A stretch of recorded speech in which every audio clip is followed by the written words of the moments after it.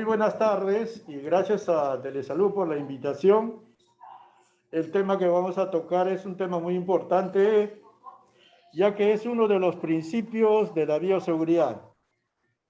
Como ustedes saben, es el tercer principio de la bioseguridad y también está comprobado que el incumplimiento de las normas de gestión y manejo de residuos en un establecimiento de salud, pues va a incrementar las infecciones asociadas a la atención de salud en los establecimientos de salud y al mismo tiempo también genera un riesgo para los pacientes, o sea, y para los trabajadores, porque son acciones adversas que podrían dañar la salud de un paciente que ingresa a un establecimiento de salud.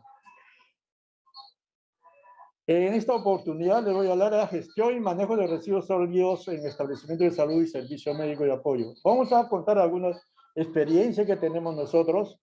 La disertación de esta tarde va a estar contenido de la siguiente manera: definición de algunos términos especiales, sencillos, que debemos conocerlos, recordarles, yo sé que todos ustedes lo conocen.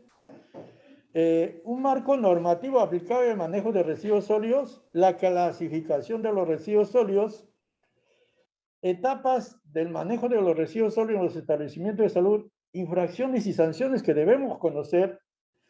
Todo trabajador de salud debe conocer qué infracciones y sanciones se puede cometer al momento si no cumplimos con la normatividad de manejo de estos mismos. ¿Qué es manejo de residuos sólidos? Es toda actividad técnica operativa de residuos sólidos que involucra el manipuleo, el acondicionamiento, la segregación, el transporte, la disposición final o cualquier otro procedimiento que podría emplearse para hacer un manejo adecuado cumpliendo las normas. ¿Qué es un plan? Dentro de esto, establecimiento de salud, pues va a tener un plan o un programa de manejo, sea grande, pequeño, público o privado, debe contar con un plan o un programa de manejo de residuos sólidos, que viene a ser un documento de planificación que describe las acciones de minimización y de gestión de los residuos sólidos en un establecimiento de salud. En este caso de acá del instituto, contamos con un plan de minimización y manejo de residuos sólidos del Instituto Nacional de Salud del Niño de Breña, aprobado el año pasado y que tiene una vigencia de 5 años. ¿Qué es un residuo? Un residuo puede ser una sustancia, material o subproducto en estado sólido, líquido o gaseoso generados en la prestación del servicio de salud, incluidas las actividades de promoción de la salud, la prevención de las enfermedades, diagnóstico, tratamiento y rehabilitación. Todo esto, pues, aquellos materiales que se utilizan en la atención para brindar el servicio en una institución y que ya han perdido su valor de uso directo para la institución, y si estos son peligrosos, con mucha mayor razón viene a constituirse un residuo hospitalario. Como les está diciendo, material, sustancia o elemento resultante del uso de un bien. En este caso, todos los materiales que podamos utilizar dentro de un establecimiento de salud para brindar el servicio, pues ya después de su uso se va a convertir para nosotros o para el establecimiento, ya no tiene un valor directo, ¿no? Cuando se trata especialmente de residuos especiales, pero sí de los residuos comunes que no son peligrosos todavía, ¿no? Los residuos peligrosos sí ya no tienen un valor, tienen que irse directamente a un tratamiento y a una disposición final. Bueno, ya hemos aclarado algunos términos muy pocos, sencillos, para saber qué es un residuo. Un residuo es aquel que ha perdido un valor, que ha sido utilizado para, en este caso, el generador, ¿no? Un marco legal aplicable al manejo de residuos, tenemos pues un marco aplicable, lo que es aquello, es que es un conjunto de disposiciones regulatorias como leyes, reglamentos, directivas, planes, manuales, protocolos, que deben cumplirse, que deben cumplir las instituciones y las personas. La creación de un marco normativo es de suma importancia para el funcionamiento de las instituciones y el cumplimiento de las personas. Si no tuviéramos un marco normativo, por ejemplo, en el caso de manejo de residuos, pues cada uno de los trabajadores o cada institución o cada establecimiento lo hiciera a su manera, que cree que le está haciendo de la mejor forma. Pero no es, y otra cosa que no se podría medir, no se podría vigilar, no se podría supervisar. Por ello es que es necesario que exista un marco normativo aplicable para que pueda ser medible, supervisable, que se lleve a cabo la vigilancia, ¿no? Para ver si los establecimientos y las personas están cumpliendo, ¿no? De acuerdo a lo descrito. Pues dentro del marco normativo vamos a tener marco normativo nacional, del sector, o sea, no estamos hablando del Ministerio de Salud, interno o institucional, que cada establecimiento también tiene su normativa que debe cumplir, que es netamente de la institución, de acuerdo a su complejidad.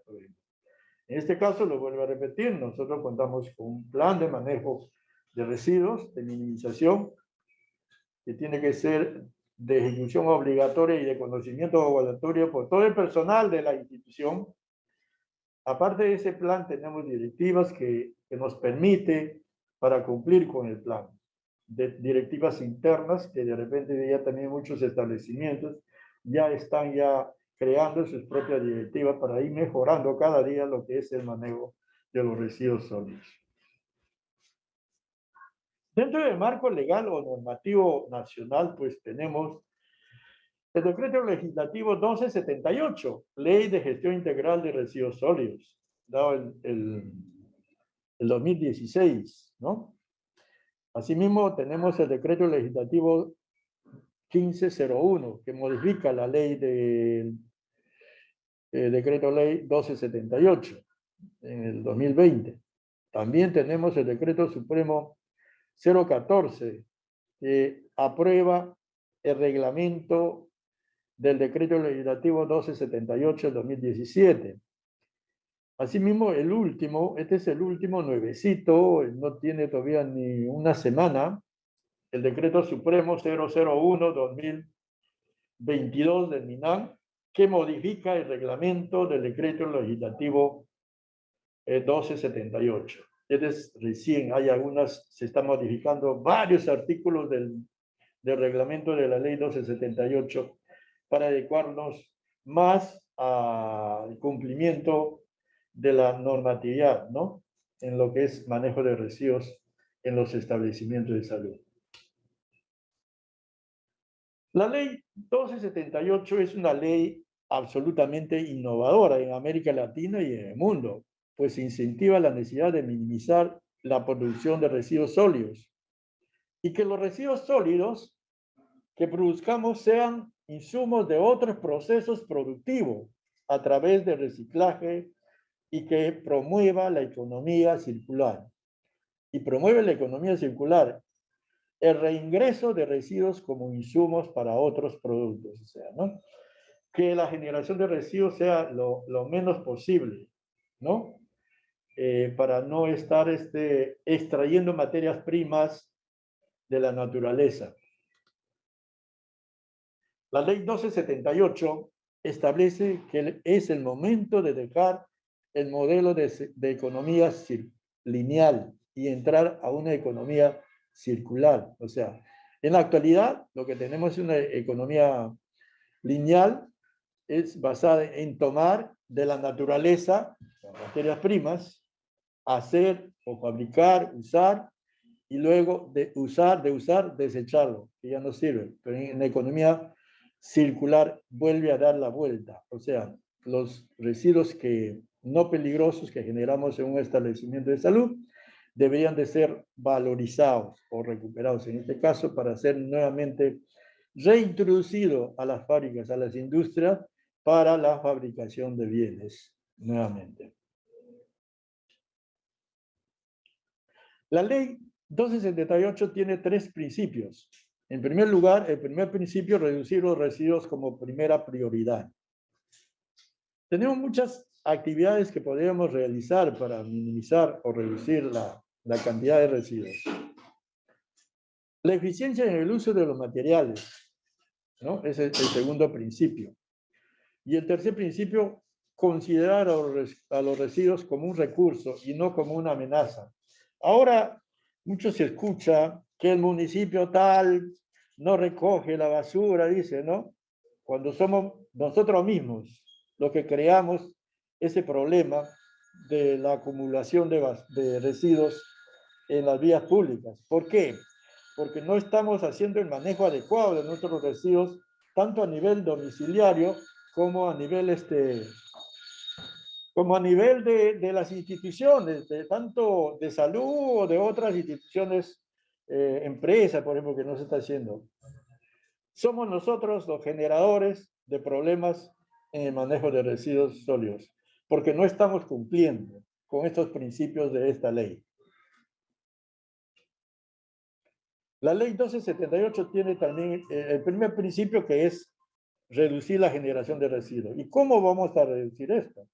Realizando una buena segregación, clasificación de los residuos en el punto de generación.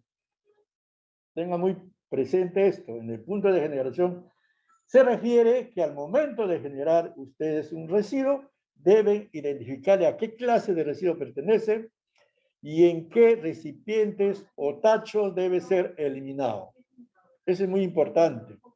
Y este trabajo de clasificación o segregación no es tan solo que se tiene que hacer en los establecimientos de salud, sino debe hacerse en todos los lugares, inclusive en nuestro propio domicilio. Debemos aprender a segregar, a clasificar nuestros residuos.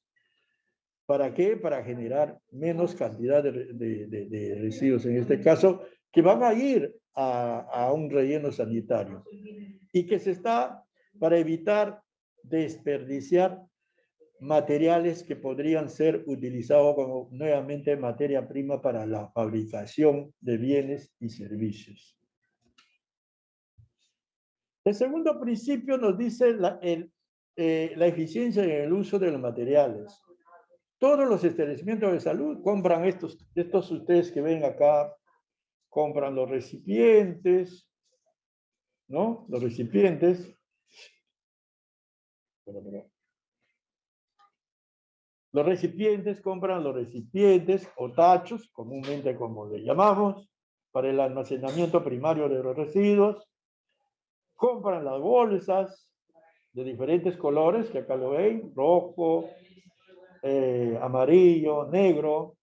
Compran también los contenedores para residuos punzocortantes, así también las cajas plastificadas para la eliminación de residuos punzocortantes. Y algunos establecimientos ya están utilizando, como en nuestro caso, estamos utilizando el color verde para la valorización de los residuos no peligrosos. Ojo, que quede bien claro. Se debe valorizar los residuos no peligrosos. Los residuos peligrosos no se debe tratar de recuperar ni valorizar por ningún motivo. ¿Sí? Quede eso bien claro. El tercer principio es considerar a los residuos como recursos y no como amenaza, como le está diciendo. Muchos ahora seguimos todavía pensando que los residuos es una amenaza para la salud. Claro, va a ser una amenaza para la salud si manejamos inadecuadamente. Pero si nosotros el manejo se hiciera de acuerdo a esta norma, a esta ley 1278, pues los residuos no serían un riesgo para la salud. Al contrario, serían unos recursos para las industrias, para las fábricas, un ingreso para las personas, ya que esto generaría ingreso para ellos introduciendo estos residuos nuevamente al mercado para su transformación. La normativa nacional también de ecoeficiencia. Tenemos también una norma nacional de ecoeficiencia que justamente en su última medida es la segregación de los residuos, en este caso los residuos no peligrosos en los establecimientos de salud, ¿no? Para su introducción al mercado nuevamente. Bueno, ya hemos visto lo que es la normatividad nacional, ¿no? Ahora entremos al marco legal o normativo del sector. Al hablar del sector, me estoy refiriendo netamente a lo que es el Ministerio de Salud para los establecimientos de salud, sean estos públicos o privados, sean grandes o pequeños. Deben basarse en esta norma, la norma técnica de salud número 144 MINSA 2018 DIGESA, gestión integral y manejo de residuos sólidos en establecimientos de salud, servicio médico de apoyo y centros de investigación. Esta norma técnica de salud fue aprobada con la resolución ministerial 1295 del 2018. Sigue vigente y debe ser de cumplimiento obligatorio en todos los establecimientos de salud.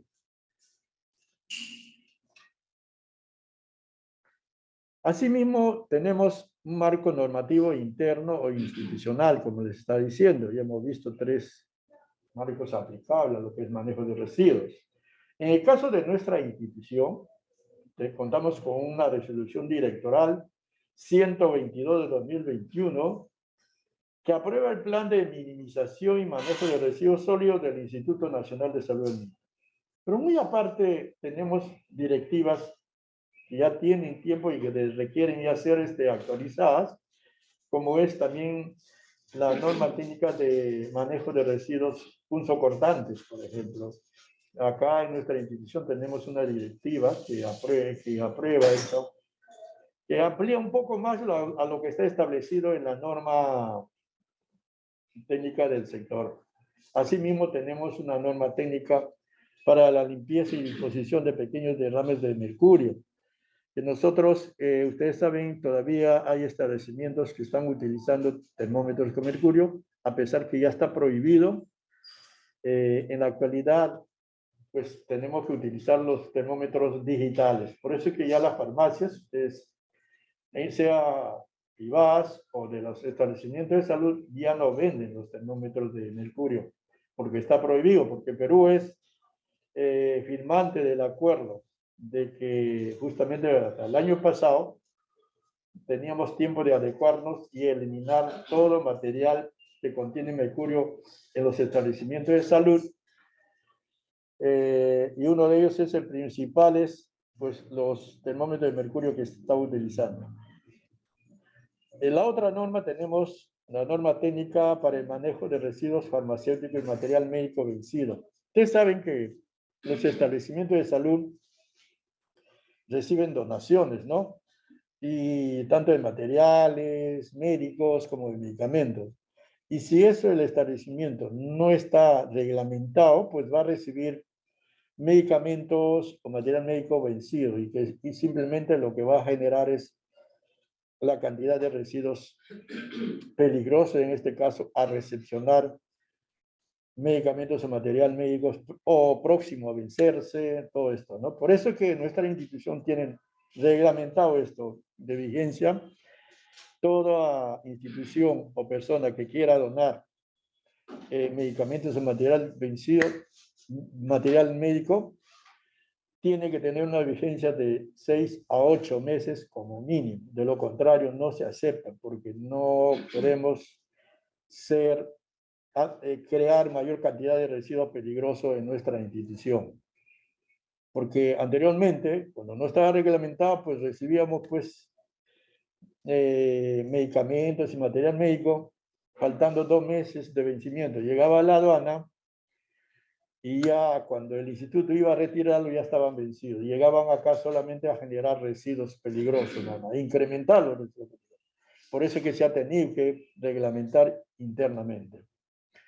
Y para evitar que estos materiales tanto medicamentos como material médico vencido, puedan ser recuperados hacia afuera, es que se ha establecido esta directiva que dentro de nuestra institución tiene que ser destruido en la mejor forma, cumpliendo con la normatividad dado por el IGNIR, para que estos residuos sean irreconocibles y que deben ser manejados como residuos peligrosos. Asimismo, tenemos también una directiva, una resolución directoral que aprueba el plan y directiva de ecoeficiencia. También tenemos nuestro manual de bioseguridad, donde en esta parte también, como es parte, como le digo, el manejo de residuos, la gestión y manejo de residuos es uno de los principios también de la bioseguridad, el tercer principio, y que debe cumplirse. Por eso que dentro de este manual también se habla del manejo de residuos. Ahora que ya conocemos el marco normativo, vamos a entrar a lo que es la clasificación de residuos según los establecimientos de salud. Dentro de ello, pues debemos basarnos, en primer lugar, de la norma 144 que ya les manifesté del sector, donde clasifica los residuos en 3 clases. Y también los planes o programas de cada institución o establecimiento de salud debe tener establecido, debe basarse y elaborarse en base a esta clasificación establecida por el sector. La norma, ya les dije, por la norma técnica de salud, el MINSA de la 144, ¿no? Esta norma establece que se debe clasificar los residuos en 3 clases. La clase A, residuos biocontaminados. La clase B, residuos especiales. La clase C o 3, residuos comunes. La clase de residuos biocontaminados es a todo material o resto de materiales que han tenido contacto con el paciente o que han sido utilizados en la atención al paciente o que se hayan manchado con secreciones de los pacientes. Eso se convierte en ya un residuo biocontaminado. Los residuos especiales pues, son aquellos compuestos por residuos, sustancias químicas, manchadas, ¿no? Por sustancias químicas, envases de sustancias químicas. Acá también están los medicamentos, están los materiales reactivos también, ¿no? Los residuos comunes son aquellos que no están catalogados entre los 2 primeros, que no son peligrosos, por no haber estado en contacto ni con sustancias químicas peligrosas, ni con el paciente, ni haber sido manchado con excreción y evacuación de los pacientes. Los 2 primeros son considerados. Si yo quiero considerar a esos 2 residuos, solamente digo residuos peligrosos. A los residuos peligrosos me estoy refiriendo a los residuos especiales y a los residuos biocontaminados. La primera, los residuos biocontaminados van a ser peligrosos. ¿Por qué? Porque contienen microorganismos patógenos que pueden causar enfermedades, ¿no? Transmitirse enfermedades a las personas. Y los residuos especiales por contener sustancias químicas que también pueden ser perjudiciales para las personas y para el ambiente. Es muy importante que se familiaricen con el código de colores. Todos los trabajadores, sean asistenciales o no asistenciales, administrativos, profesionales y no profesionales, técnicos, deben familiarizarse con este código de colores. El color rojo siempre va a ser para los residuos biocontaminados, el color amarillo para los residuos especiales y el color negro para residuos comunes. Los 2 primeros son colores universales, a donde en cualquier parte del mundo que vayan ustedes, de repente el idioma no lo van a entender, pero por el código de colores ustedes pueden saber qué tipo de residuos se están desechando en dichos recipientes o contenedores. En el caso de Perú, por ejemplo, lo que cambia solamente es el color negro. En otros países, para los residuos comunes son el color blanco, color verde, ¿no? Que no generan un peligro. Los residuos de la clase A, residuos biocontaminados, son aquellos pues, que se generan en el en el proceso de atención, investigación médica, que están contaminados con agentes infecciosos, como les estaba diciendo. Infecciosos que contienen microorganismos patógenos que pueden causar enfermedades, ¿no? Pero al mismo tiempo, estos residuos de la clase A, hay una subclasificación también. Tenemos el tipo A1, que es de atención al paciente, donde se va a generar pues, en todos los ambientes donde se brinda la atención directa al paciente. También tenemos el tipo A2, material biológico, y donde se van a generar estos residuos en un establecimiento de salud, pues en los laboratorios, en los centros de vacunación, ¿no? Nos toma de muestras, todo esto, ¿no? Por ejemplo, ¿no? Dentro de un establecimiento de salud. El tipo A3, sangre humana y hemoderivados, por ejemplo, bolsas conteniendo sangre humana, ¿no? De pacientes, bolsas de sangre vacías, con plazo de utilización también vencidas. También se incluyen muestras de sangre, en este caso, las muestras que ustedes hagan y quedan en coágulos, por ejemplo, después de extraer el suero, eso también está dentro de esto. Los materiales saturados con sangre, o sea que sean manchados, frescas o secas, ¿no? Y los recipientes como mangueras que se utilizan en la transfusión, por ejemplo, ¿no? Pertenecen a este tipo A3. El tipo A4, residuos quirúrgicos anatomopatológicos, desechos patológicos humanos, tejidos, órganos, muestras para análisis, partes y fluidos corporales que se remueven durante la cirugía de un paciente, por ejemplo, ¿no?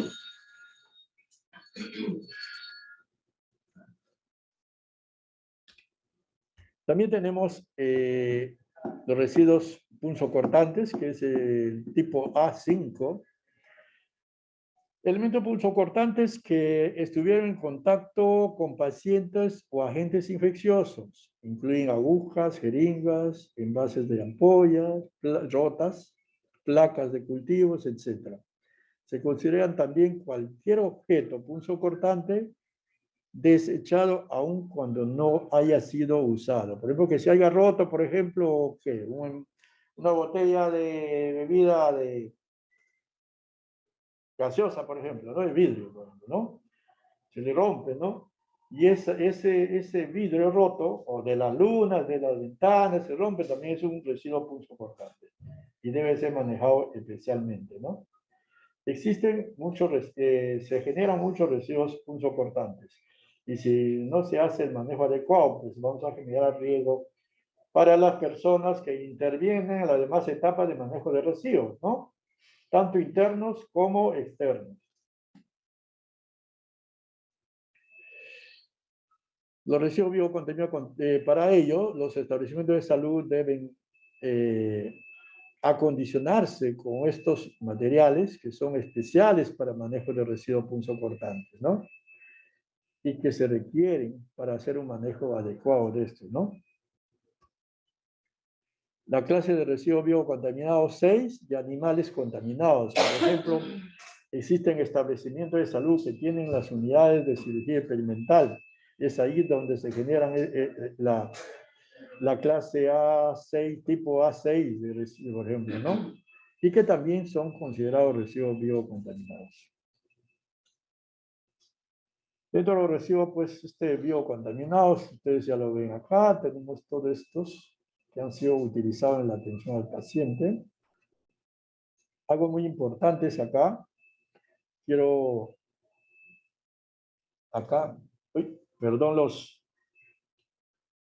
la vestimenta ahora que se utiliza por la pandemia que nos encontramos, estos todos deben ser considerados, así no haya estado cerca a un paciente que usted lo ha utilizado, deben ser considerados biocontaminados. Y deben ser desechados en los recipientes con bolsa roja, para evitar que estos puedan ser recuperados e introducidos nuevamente al mercado, ¿no? Ese es el riesgo, si no se hace una eliminación adecuada, de estos pueden ser recuperados. Los bajalenguas, por ejemplo, un bajalenguas, si están así enteros, pueden ir a la bolsa roja, pero si ya están rotas, quebradas, deben ir también en los contenedores para punto cortantes. Los pañales desechables, por ejemplo, también, ¿no?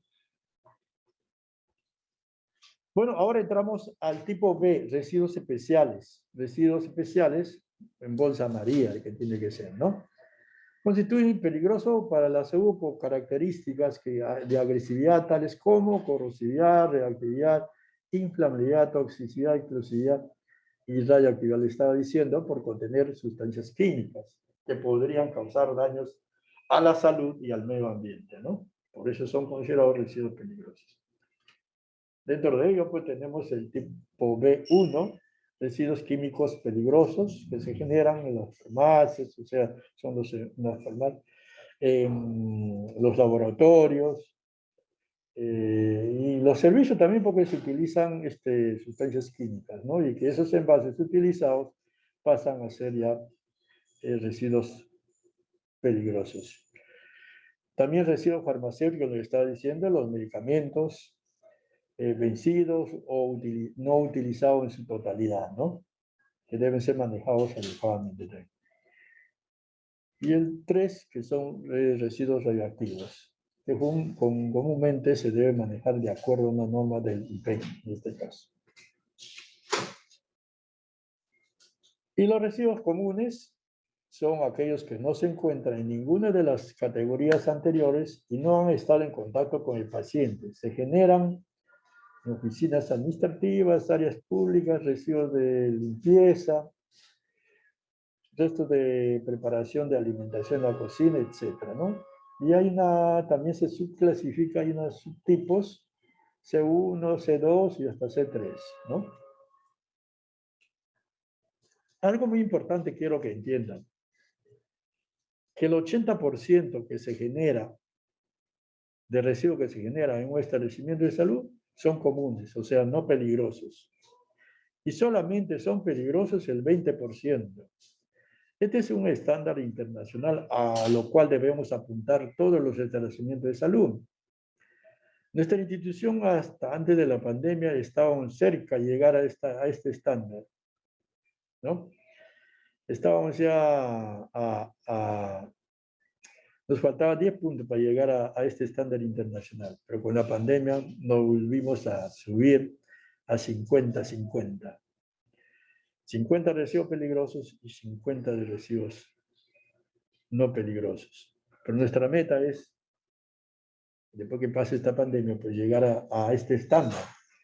Que el 80% de los desechos que se generen en un establecimiento de salud sean comunes y que de ese 80%, el 70% debe ser valorizado, o sea, recuperado, introducido nuevamente a las industrias, a las fábricas para la utilización como materia prima para la fabricación de bienes, ¿no? En este caso. Etapa de manejo de los residuos sólidos. Es muy importante saber que en la actualidad, de acuerdo a esta norma que nacional, tanto nacional como del sector interno, debemos cumplir 10 etapas.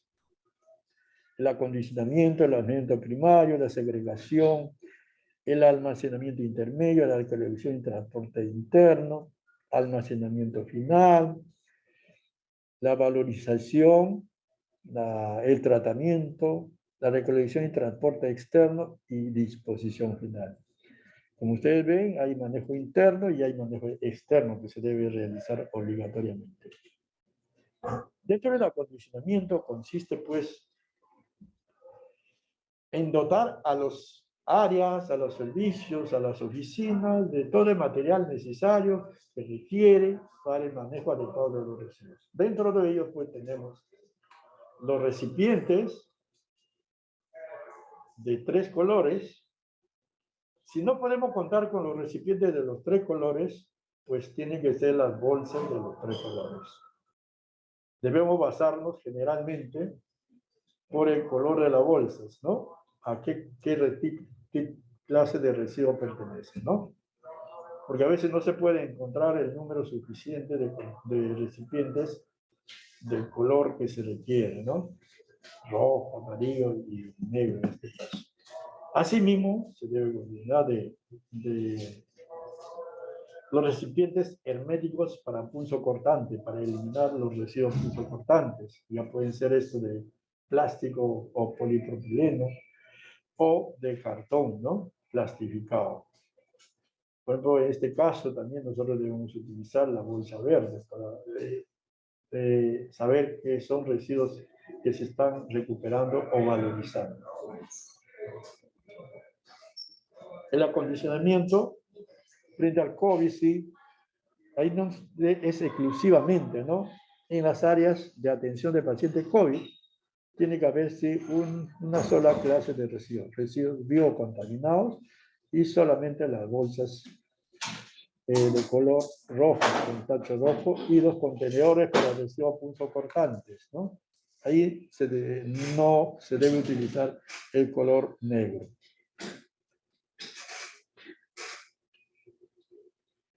Acá, por ejemplo, el almacenamiento primario, pero estamos hablando, en el caso es que los servicios estén acondicionados, que cuenten con los materiales necesarios. Pero también se puede reutilizar, o sea, algunas cosas, reutilización, como este caso de nuestra institución.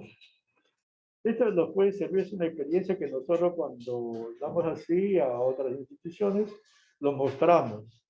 Por ejemplo, las latas de leche, estas grandes o pequeñas en polvo que vienen para la preparación de fórmulas, nosotros para evitar que los coágulos de sangre vayan por el sistema del desagüe, pues se provee a los laboratorios donde se procesan las muestras de estas latas con su sticker, ¿no?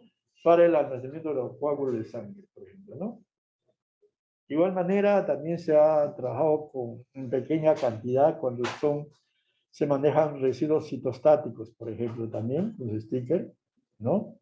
Entonces, se está reutilizando porque eso ya luego van al tratamiento y a la disposición final del peso. Se viene utilizando también las galoneras, por ejemplo, envases de plástico, porque acá también se utilizan muchos envases de plástico, se desechan, de desinfectantes, de soluciones para emuriales, y eso se utiliza. Porque la gran mayoría de los equipos de laboratorio son automatizados y generan tanto residuos líquidos biocontaminados como residuos químicos líquidos. Y eso almacenado. Hasta 4 años atrás, todo se iba al sistema de desagüe. Todos los coágulos de sangre, los restos de orina, todo eso demuestra, todo se iba al sistema de desagüe. Y contribuíamos a la contaminación de las aguas, en este caso de los ríos, porque todo se iba al alcantarillado, ¿no? Incrementaba la carga, en este caso bacteriana, ¿no? Y por ello que ahora en la actualidad todos estos residuos líquidos son almacenados en estos recipientes que cuentan con un logo y son llevados al tratamiento, a la planta de tratamiento de residuos, y luego después lo que queda ya, después del tratamiento, va a un relleno sanitario. También es necesario acá aclarar que es muy importante contar con un sistema de eliminación adecuado de residuos punzocortantes. Hasta el 2011 nosotros teníamos el reporte de accidente por residuo punzocortante, mínimo uno mensual. Pero con la implementación de los sistemas de eliminación de residuos punzocortantes de los contenedores de bioseguridad, se ha reducido notablemente. En la actualidad solamente venimos ya 1 o máximo 2 al año, ¿no? Esto nos significa que hemos llegado a un 80% de hacer un manejo adecuado del residuo punzocortante.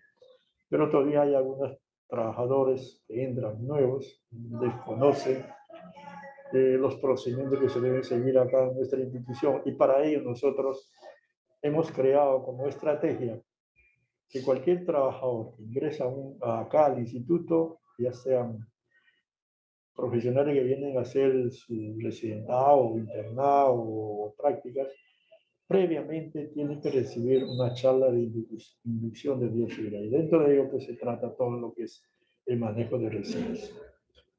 Para que después no vaya a decir no sabía, desconocía, ¿no? cuando incumplen la norma. Asimismo, también estos envases que ven, grandes, también, por ejemplo, se almacenan las soluciones de ortonaldehído que han sido utilizados en la desinfección de alto nivel de los materiales médicos, que no se pueden hacer un tratamiento, por ejemplo, por calor, ¿no?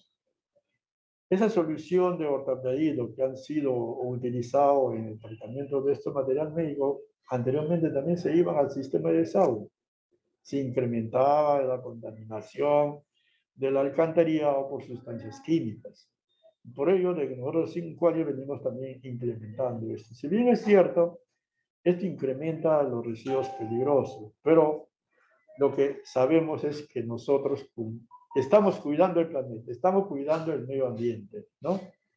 Y acá tenemos estos bidones, que ya también un promedio de 4 a 5 años nosotros venimos recuperando los aceites comestibles utilizados en nutrición, que anteriormente también todo eso se iba al sistema de desagüe.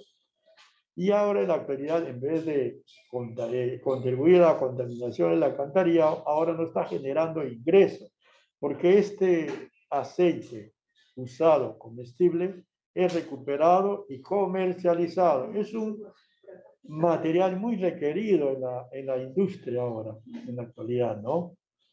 Se viene comercializando y se genera un ingreso en nuestra institución. La segregación de los residuos. Esta es una de la segregación y el almacenamiento primario es una de las etapas muy importantes. De acuerdo a ello, vamos a reducir o poder llegar al estándar internacional, que nuestros residuos peligrosos, que solamente el 20% sean nada más, y el 80% sean de residuos comunes no peligrosos.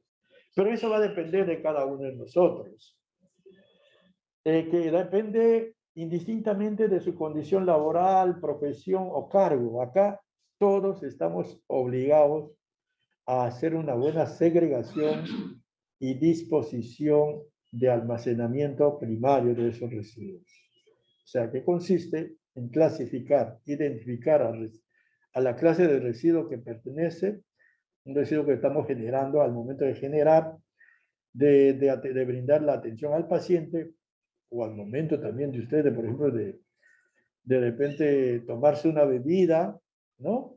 Deben saber a qué tipo de residuos pertenecen a ellos, identificarlos y realizar el almacenamiento primario en el recipiente a que le corresponde. ¿Para qué es que lo que se requiere? Que los servicios estén debidamente acondicionados. El segundo, lo cual estamos haciendo ahora, que el personal esté debidamente sensibilizado y capacitado. Si no tenemos un personal sensibilizado y capacitado, no vamos a poder lograr esa capacitación. Podemos decir que nosotros con orgullo, que hasta antes de la pandemia teníamos esta asistencia. Nos faltaban los salones para dar las charlas, o sea, ¿no? Teníamos que hacerlo en 3, 4 días para poder abarcar por lo menos al 50% de nuestro personal. Como le estaba diciendo, la segregación es que cada uno de nosotros, al momento de generar un residuo, lo identifiquemos a qué clase pertenece. En el lugar que estemos, sea en el área administrativa, en el área asistencial, debemos identificar qué clase de residuos pertenecen estos y desecharlo en el recipiente adecuado. Una vez que se ha identificado, se debe eliminar en el recipiente respectivo y así poder llegar al estándar internacional.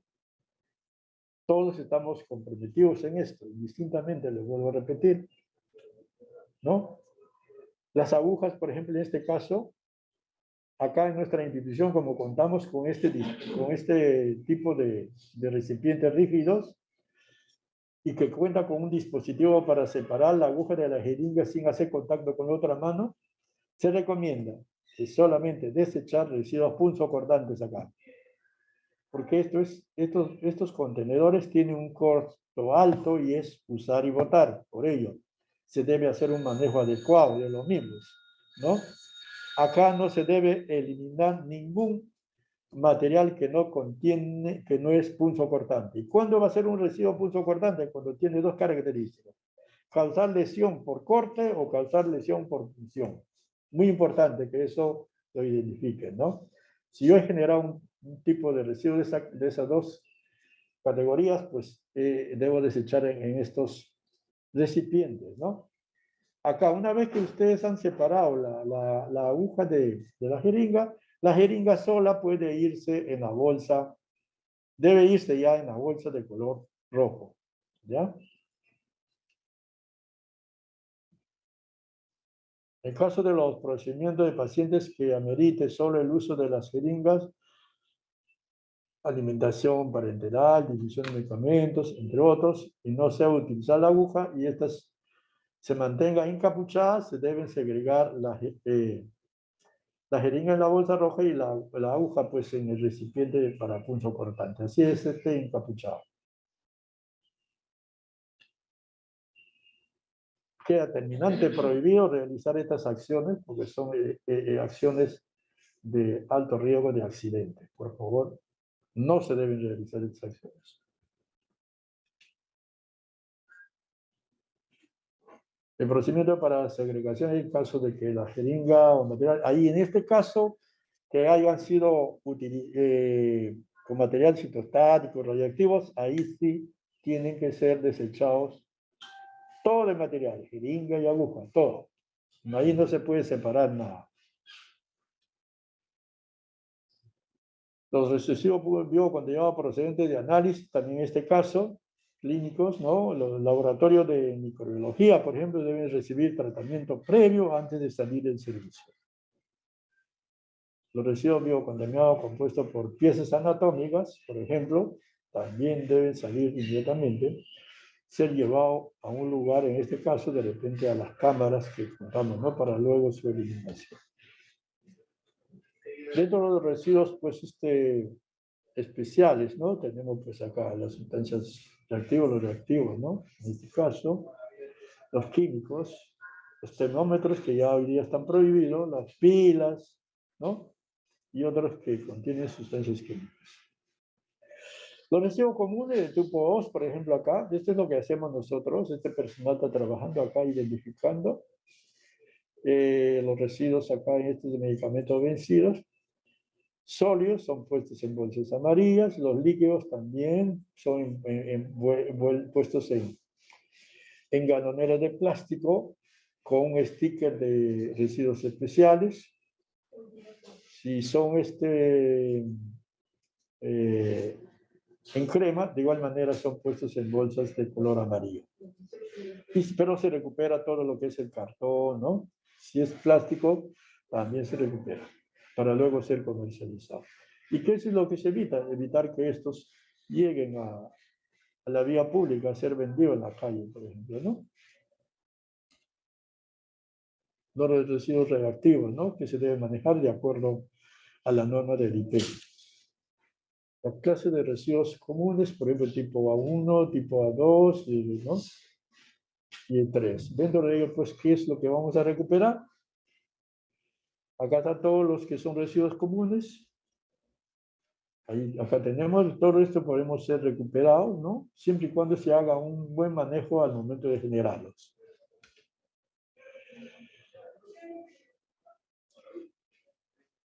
Almacenamiento intermedio, residuos de todo servicio que genere más o menos un poco de 150 kilos o litros diarios, debe contar con un lugar de almacenamiento intermedio.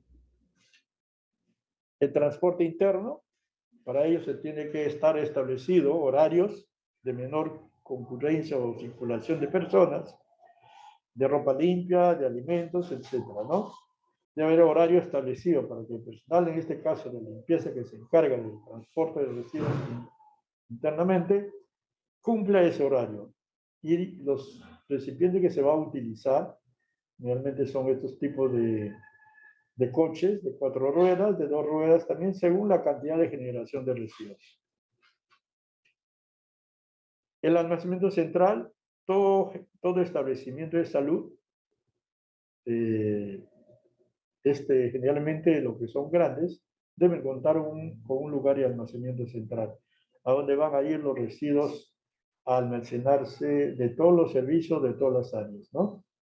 Si es un servicio que genera poca cantidad, pues de todas maneras debe tener un área de almacenamiento central donde quede el contenedor, por ejemplo, si es de menos de 200 litros, pues de todas maneras para que pueda estar en un lugar adecuado, ¿no?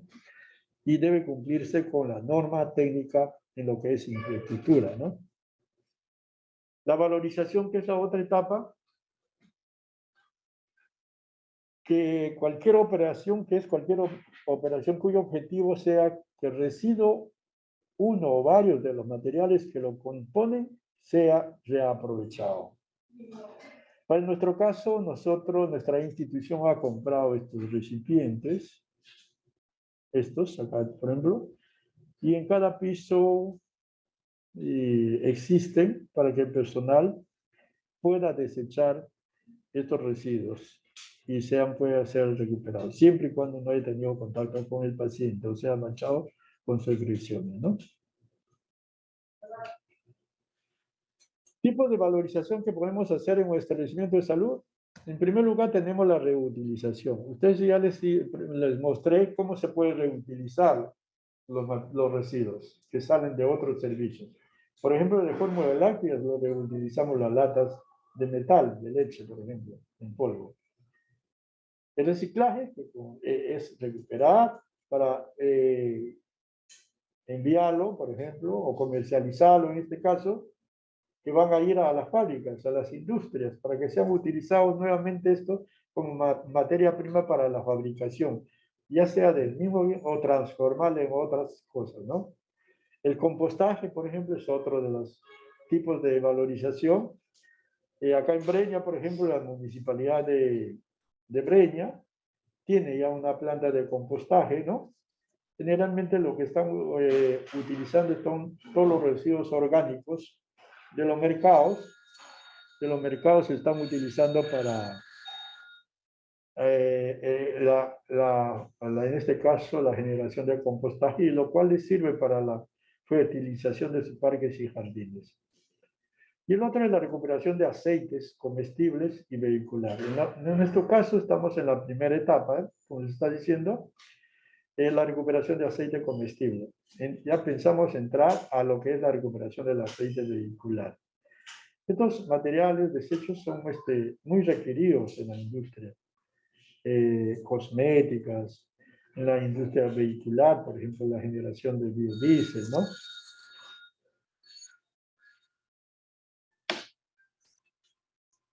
No se olviden el reciclar. ¿Qué es lo que se puede reciclar? Podemos reciclar lo que es papel, cartón, los vidrios, los plásticos, los materiales, latas de aluminio, todo esto como está diciendo, los metales, hierros, cobre, aluminio. Orgánicos, estamos cáscaras de frutas, restos de verduras, restos de preparación de final de alimentos de la cocina y cafeterías. Otros, por ejemplo, cajas de hojabas de madera, cajas de Tetra Pak, todo que en cierto caso aceite usado comestible y vehicular.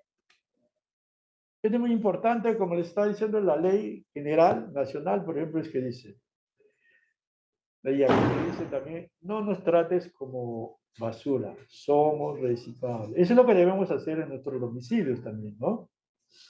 Y al hacer esta separación de domicilio, vamos a estar generando trabajos para otras personas. Porque ustedes verán, hay personas que van a buscar en los montículos de residuos. Pero ¿qué pasaría si nosotros ya lo tenemos ya separado? Residuos reciclados, lo ponemos con un sticker en la bolsa, y residuos no reciclados, o sea que ya no sirven, por ejemplo. Se ayudaría a esas personas.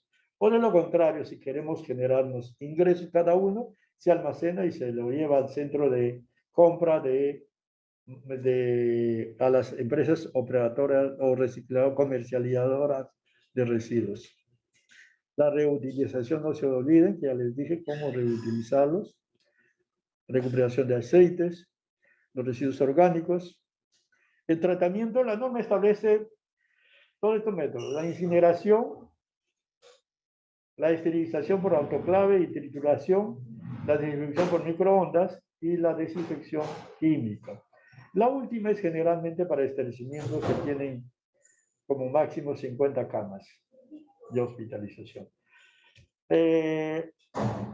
Las dos primeras es la más utilizada, pero dentro de las más utilizadas son la esterilización por autoclave y trituración. En el caso de la institución, nosotros tenemos una empresa operadora de residuos que nos brinda el servicio por incineración. Y este método es muy importante porque ayuda a reducir la cantidad de los residuos, el volumen, ¿no? Pero al decir por incineración debemos también seleccionar que los incineradores sean con dos cámaras, uno por una primera cámara donde llega a una temperatura de 600 a 800 grados y una segunda cámara a 1200 grados. Que este incinerador tenga instalado su sistema de lavado de gases y filtros para evitar la eliminación de sustancias tóxicas a la atmósfera, por ejemplo, ¿no? Y que tenga un monitoreo, generalmente, cada cierto tiempo, para ver si está funcionando esos filtros, si está funcionando bien el sistema de lavado de gases.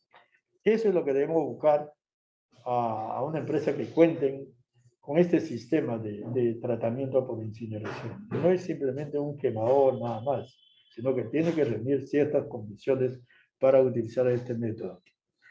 La autoclave, pues ustedes saben que es un sistema pues, que no reduce el volumen, es simplemente lo que elimina son los microorganismos que podrían tener los residuos. Este sistema por microondas, por ejemplo, es un sistema bastante positivo porque después del tratamiento salen los residuos totalmente triturados y que en ciertos países donde había este tratamiento, en estudios pilotos, se estaba utilizando estos residuos triturados para la fabricación de ladrillos, para la construcción de viviendas. Y la sustancia química, pues como le estaba diciendo, está para tratamiento en establecimientos pequeños. La regulación de transporte externo, generalmente la ley, la normatividad aplicable a los residuos sólidos, obliga a los establecimientos de salud a contratar los servicios de una empresa operadora de residuos sólidos para que dé este servicio, ¿no? Ya que la gran mayoría de los servicios no tienen esa capacidad de contar con vehículos para que hagan recolección y transporte externo de los residuos peligrosos. Más que todo los residuos peligrosos, para evitar que estos puedan causar daño a las personas y al medio ambiente. Luego del tratamiento, ya sea por cualquiera de los sistemas, ¿no? Todos los residuos deben ya tratados o no, deben irse al relleno sanitario. El relleno sanitario es aquel que ha sido preparado, impermeabilizado para impedir que estos residuos, una vez que se descompongan, generan gases, unos líquidos, y que vayan hacia adentro para evitar la contaminación del agua subterránea. Algo muy importante decirles que la responsabilidad de manejo de residuos sólidos de todos. No podemos pensar ahora en esta época, pensar que es trabajo de personal de limpieza. No es así, es responsabilidad de todos los trabajadores de un establecimiento, indistintamente de su condición laboral. Están incluidos las empresas que vienen a hacer trabajo por terceros, por ejemplo. Ellos también son responsables y que debe hacerse un manejo adecuado dentro de la institución. Al mismo tiempo también, si incumplimos la norma de manejo de residuos, vamos a cometer infracciones y sanciones. ¿Qué es una infracción? Es el incumplimiento de algún tipo de norma que regula el comportamiento de un contexto determinado, en este caso de los residuos. Las sanciones, pues, una pena establecida por el que infringe una ley o una norma legal. En el caso de los residuos puede haber una sanción administrativa y una sanción económica. Quiero ir acá, donde todos somos responsables. ¿Cuándo el establecimiento puede cometer una infracción? Ese es más seguro. cuando el personal no realiza una buena segregación de los residuos al momento de generarlo y desecharlo en el recipiente adecuado. Si bien una supervisión nos encuentra, por ejemplo, un recipiente para residuo pulso cortante, encuentra papel, encuentra gasa, encuentra algodón, estuviéramos cometiendo una infracción. Y por lo tanto, la institución se podría hacer acreedor a una sanción de 1.000 unidades impositivas tributarias. Multiplíquenme por 4.600 que es ahora. ¿Cuánto de plata saldría una sanción? Y así, en el segundo también es igual. Y esto, los de estos que está con rojo, les digo porque es responsabilidad de cada uno de nosotros. Al momento de segregar un residuo, debemos clasificarlo, debemos identificarlo y eliminarlo en el recipiente adecuado, de acuerdo a su clase. Señores, de todos los trabajadores de los establecimientos de salud, sean grandes o pequeños. Esto es lo que debemos cumplir todos, indistintamente de la condición del agua. De lo contrario, estamos expuestos a una sanción por haber cometido una infracción, por poner en riesgo a los pacientes, a los demás compañeros de trabajo del establecimiento. Y esto es todavía que no se está cumpliendo al 100%. Por eso que es muy importante que todos ustedes, al momento de generar un residuo, lo identifiquen, lo clasifiquen y lo desechen en el recipiente adecuado, de acuerdo a su clase.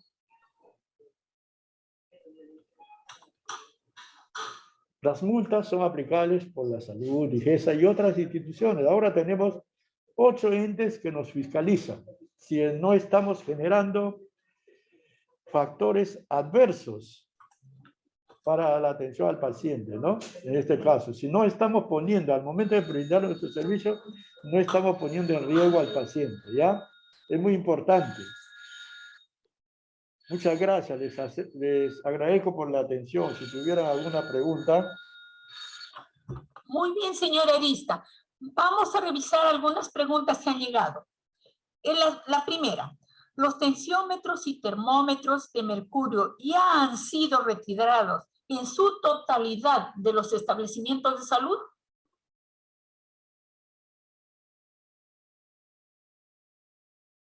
A ver, por favor, ¿me podría repetir la pregunta? Ya. Disculpe. Ya, ok. ¿Los tensiómetros y termómetros de mercurio ya han sido retirados en su totalidad de todos los establecimientos de salud a nivel nacional? Miren, ya debía de haberse hecho.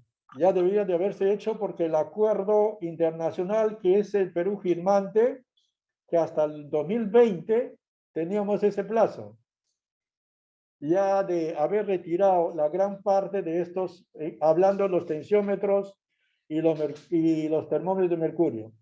Por eso que ahorita ustedes salen a buscar un termómetro de mercurio, las farmacias ya no lo van a encontrar. Ya no lo vemos. Ya no lo van a encontrar ya. Porque se está cumpliendo, el Perú ya se está cumpliendo la eliminación de equipos médicos que contienen mercurio. Y hemos tenido que comenzar justamente por los termómetros y los tensiómetros. Bien, licenciado. Ahora, nos dice otra pregunta. Por favor, bloquear lo de la mesa. Ya. Los residuos tóxicos. Bloquea el micrófono. Bloquear el micrófono de la... Ya. Los residuos tóxicos tipo pilas, baterías, celulares en desuso y productos químicos tóxicos, ¿qué tratamiento especial le dan en su institución?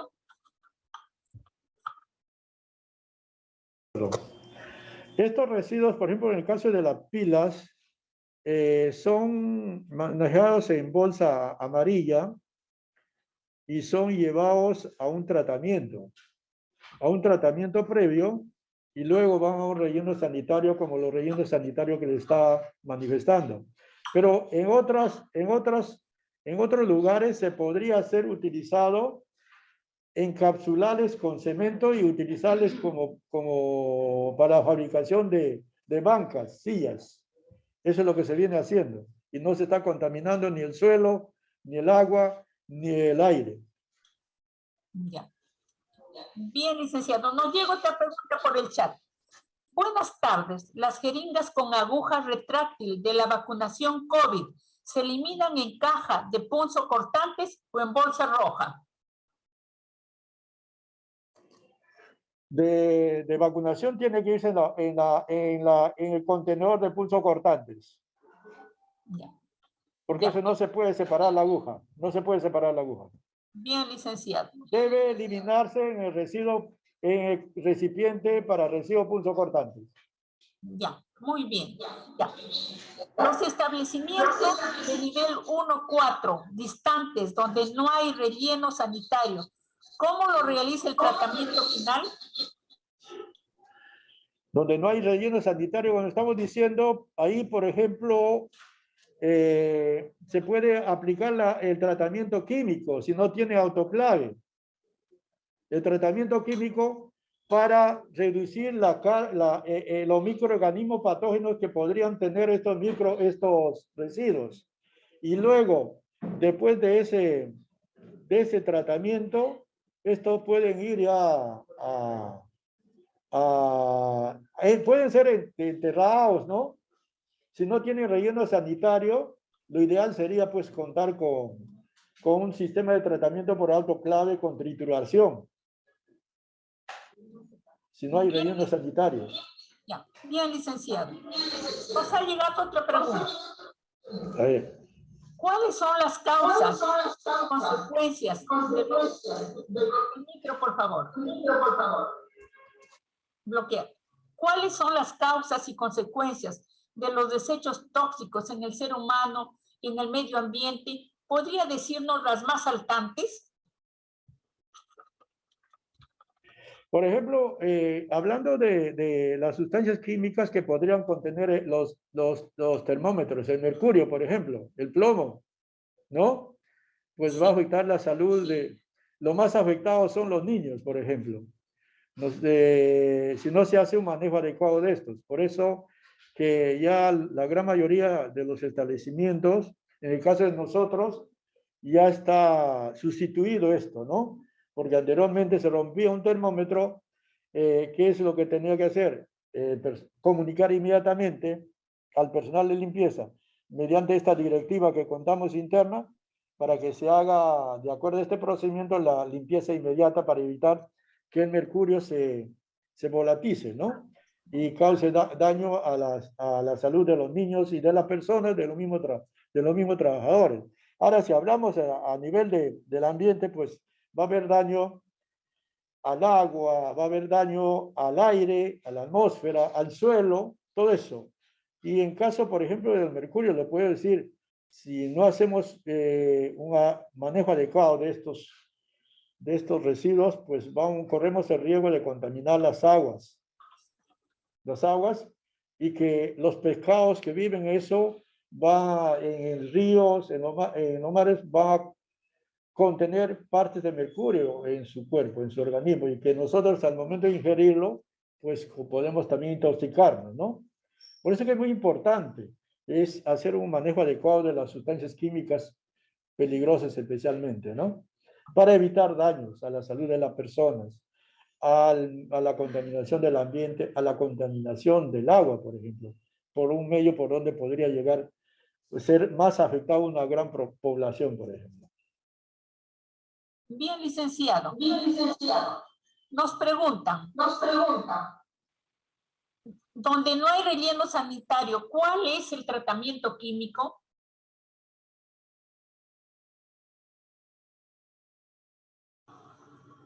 Pero el tratamiento químico en un establecimiento de salud pequeño, por ejemplo, que no tenga mayor de 50 camas, y darle tratamiento a los residuos peligrosos, ojo, muy importante, solamente a los residuos peligrosos, porque los otros residuos comunes pueden ser recuperados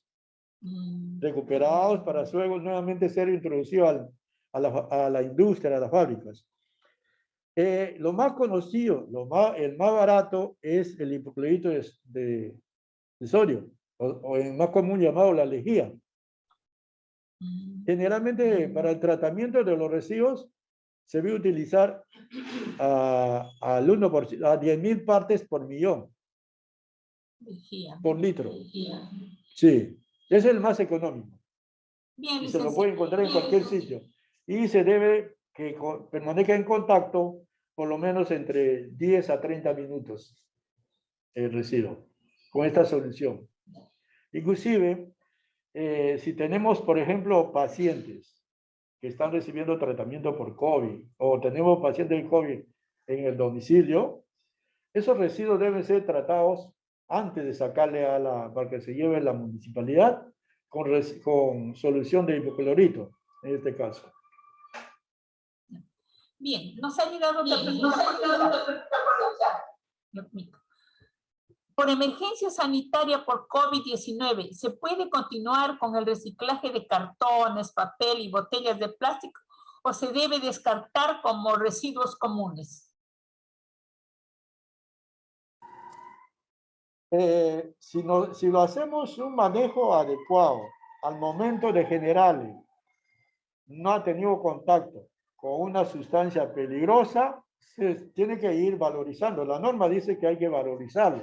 O sea, la valorización viene a ser el reuso, el reciclaje, el compostaje, la recuperación de aceite, siempre y cuando, le digo, no haya tenido contacto con una sustancia peligrosa o con un residuo que contiene, o con una secreción o excreción de una persona con una enfermedad, por este caso de COVID, por ejemplo, ¿no?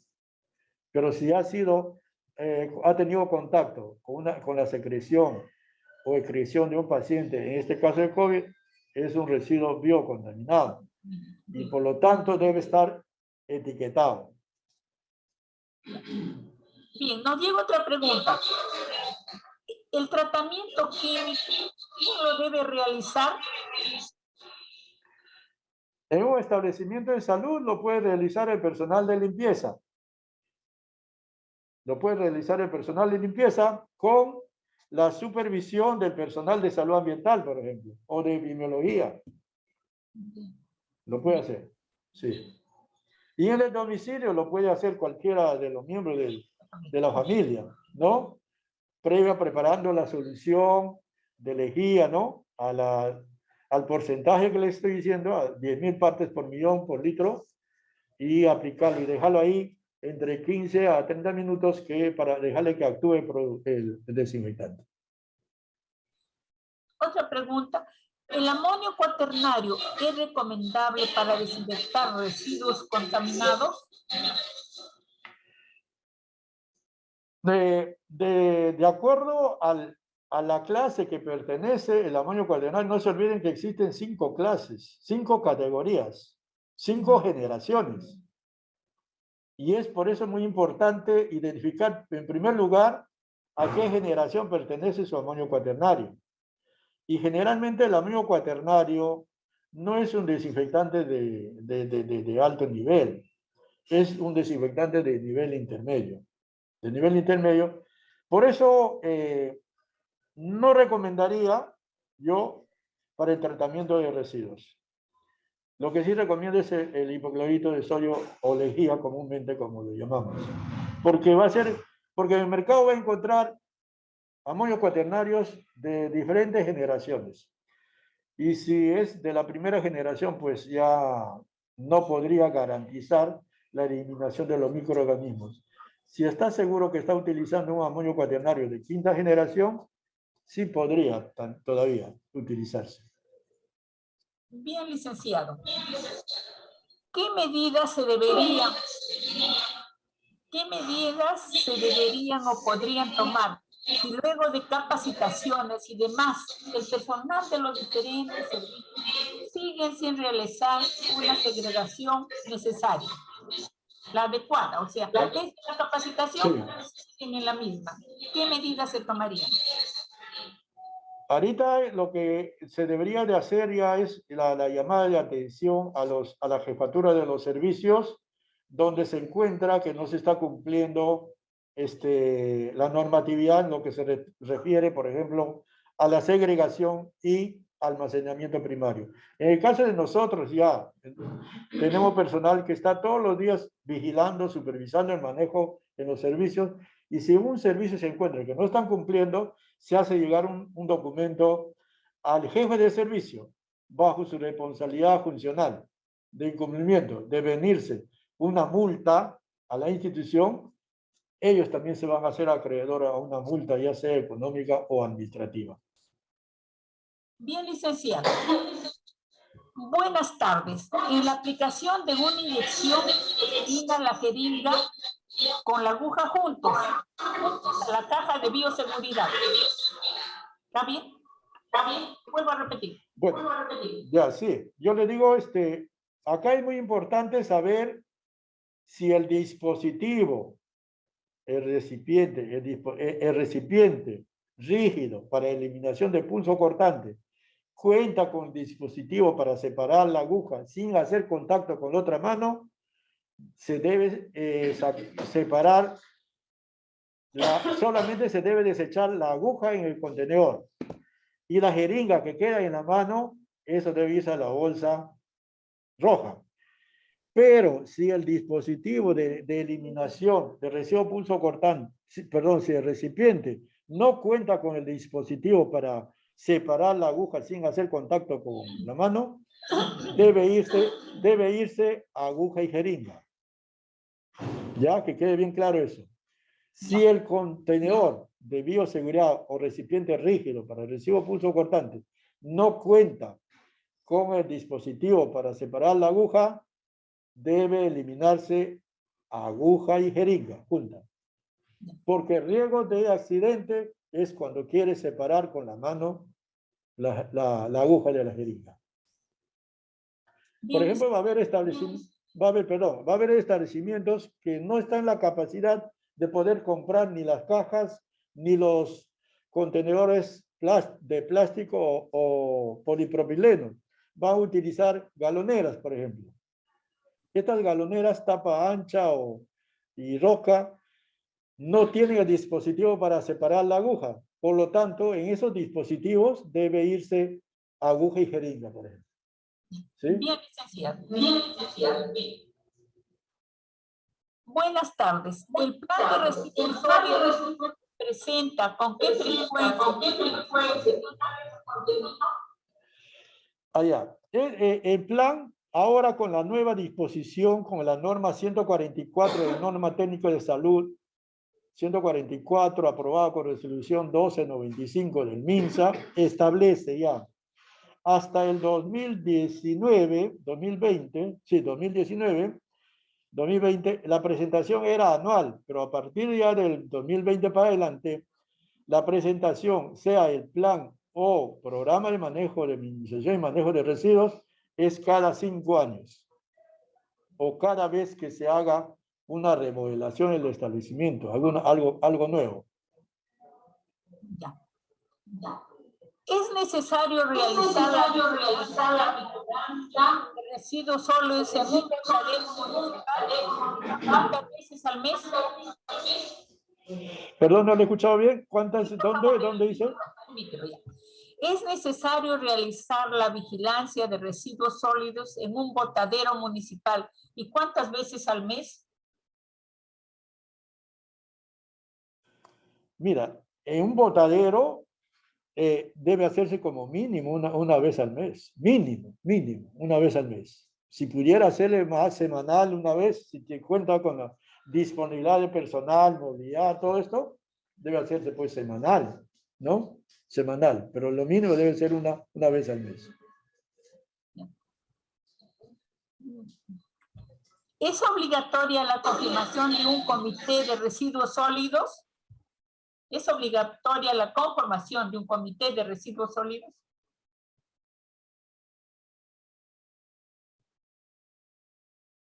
¿Me escuchó, señores? ¿Me escuchó? Sí lo escuché. ¿Es obligatorio? ¿Es obligatorio? Establecimiento? Ajá. Sí. Sí lo escuché, pero...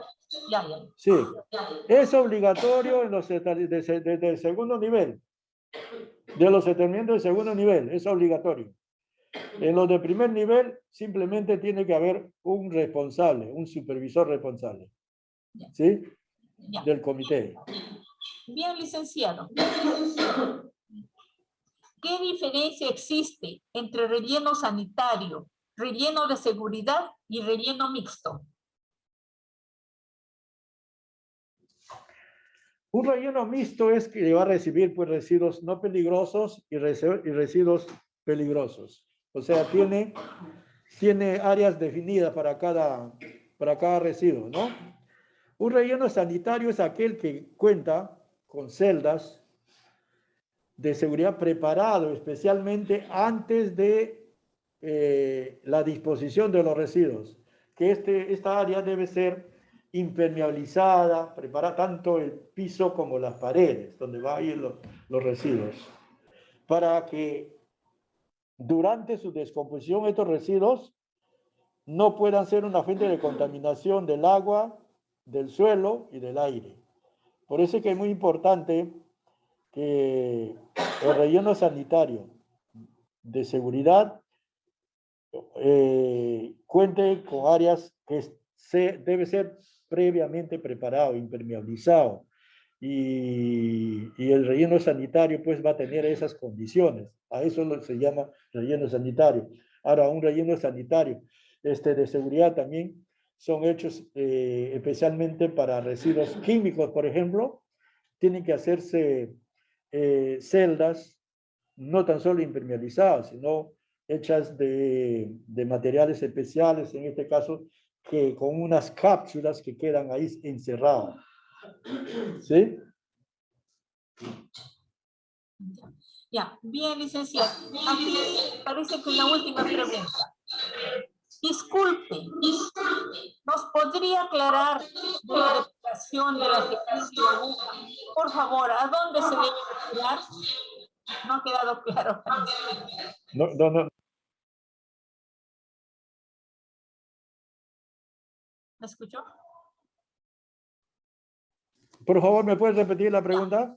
Disculpe, ¿nos podría aclarar de la depuración de la jeringa y la aguja, por favor, a dónde se debe depurar?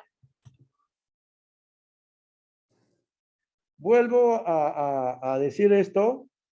Es muy importante aclarar si si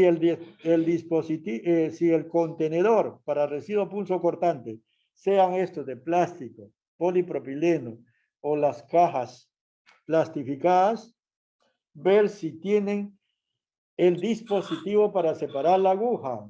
Es muy importante eso.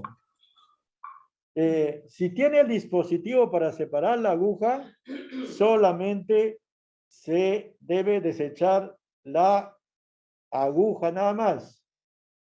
Pero si no tiene el dispositivo para separar la aguja, debe eliminarse aguja y jeringa, por favor. Bien, creo que ya está claro. Ahora, una pregunta. Referente a la vigilancia de residuos municipales. Con el decreto de ley 1278, las funciones del sector salud no cambian y se enfoca solo en los residuos generales en establecimientos de salud. Acláreme esa duda, por favor.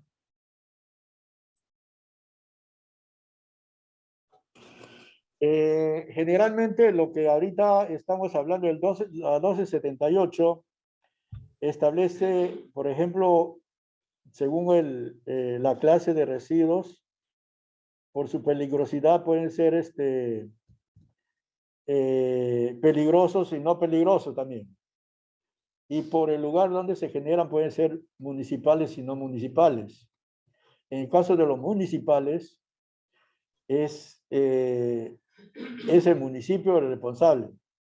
Ese municipio es responsable. Pero eso no exime al sector salud vigilar y supervisar el manejo en lo que es, por ejemplo, la disposición final, en lo que es si el municipio también está cumpliendo lo que es el manejo de los residuos no peligrosos, por ejemplo, ¿no? Bien, licenciado. No habiendo más preguntas, le agradecemos, señora, su participación y lo felicitamos por su excelente exposición. Por favor, sus palabras finales a los participantes. Bueno, agradecerle por la atención prestada y que estamos a sus órdenes para de repente intercambiar experiencias, ¿no? En lo que es el manejo de residuos en establecimientos de salud, sean estos grandes o pequeños. Como digo, muchas veces hemos sido invitados a otros establecimientos para exponer nuestra experiencia, porque hemos sido y seguimos siendo una institución referente en lo que es el manejo de residuos en establecimientos de salud, tanto por el ministerio como por DIGESA, todo esto. Felicitaciones, Les señora. Les agradezco. Hasta otra oportunidad. Gracias, señor Arista. Si tiene alguna pregunta pendiente, por favor, pueden dirigirle al correo especial. Al correo institucional. Sí, correo institucional del señor Elías Salinas. Gracias. Gracias también a todos los participantes. Y se les recuerda que este tema tan interesante queda colgado en la página web y canal de YouTube de Telesalud, donde ustedes lo pueden visualizar libremente. Que muy buenas tardes a todos. Gracias por su atención.